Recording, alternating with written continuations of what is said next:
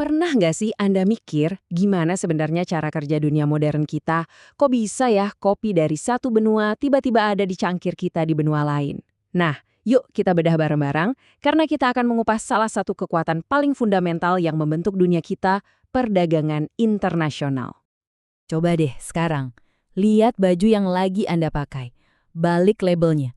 Kemungkinan besar, Anda bakal nemuin nama negara yang letaknya jauh banget dari tempat Anda sekarang. Mungkin Tiongkok, Vietnam, atau Bangladesh.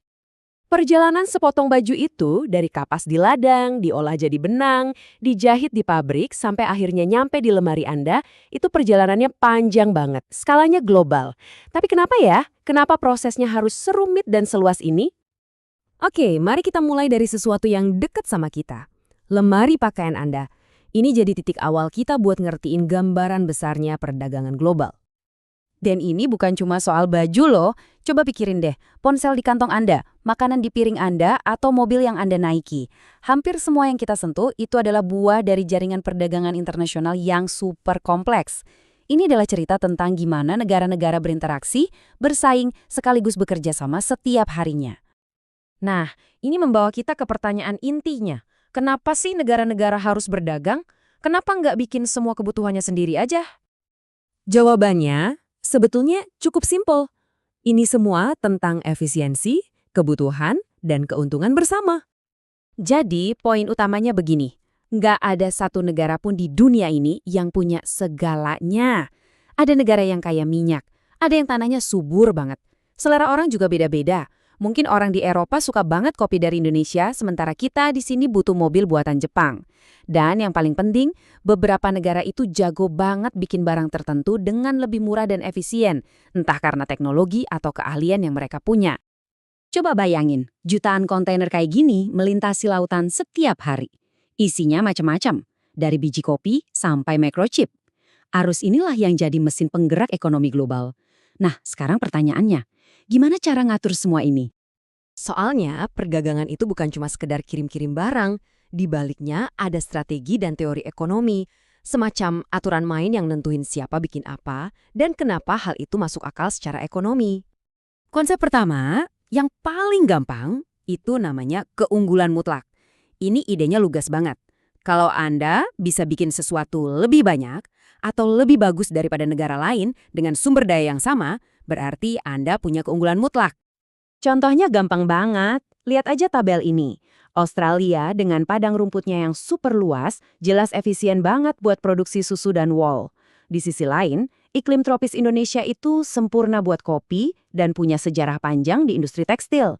Jadi, ya masuk akal banget kan kalau mereka fokus sama keunggulan masing-masing, terus saling berdagang.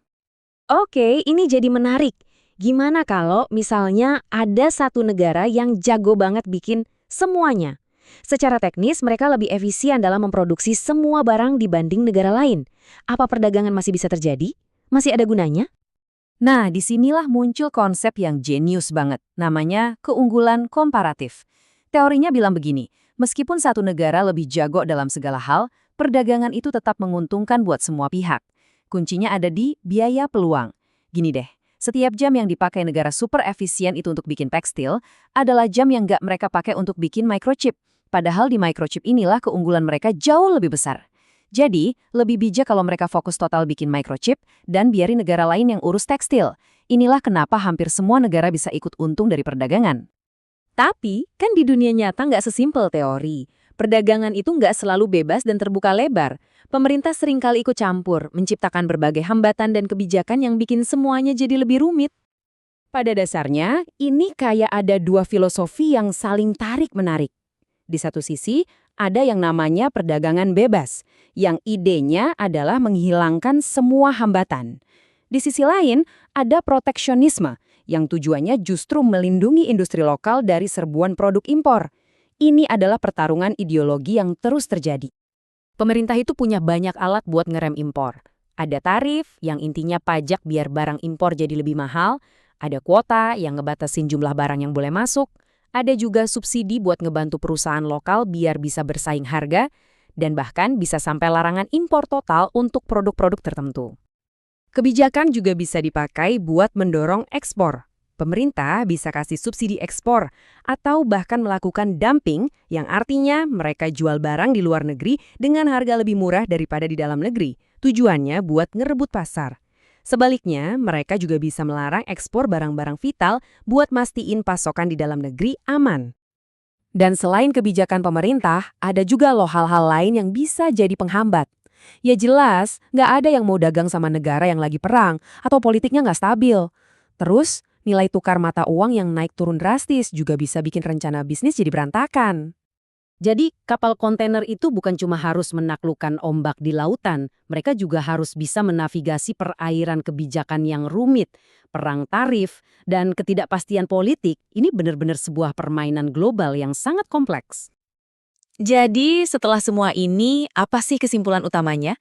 Apa inti dari semua pembicaraan kita? Pada akhirnya, perdagangan internasional itu soal mencari keseimbangan.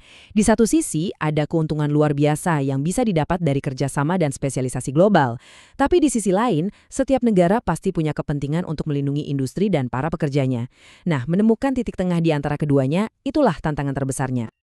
Dan ini meninggalkan kita dengan satu pertanyaan besar untuk masa depan. Kalau kita lihat ke depan, kira-kira ke arah mana pendulum ini akan berayun? Apakah dunia akan jadi makin terhubung, makin banyak hambatan yang diruntuhkan, atau sebaliknya, negara-negara justru akan semakin menutup diri, membangun lebih banyak tembok untuk melindungi kepentingannya sendiri? Masa depan perdagangan global ada di tangan kita semua.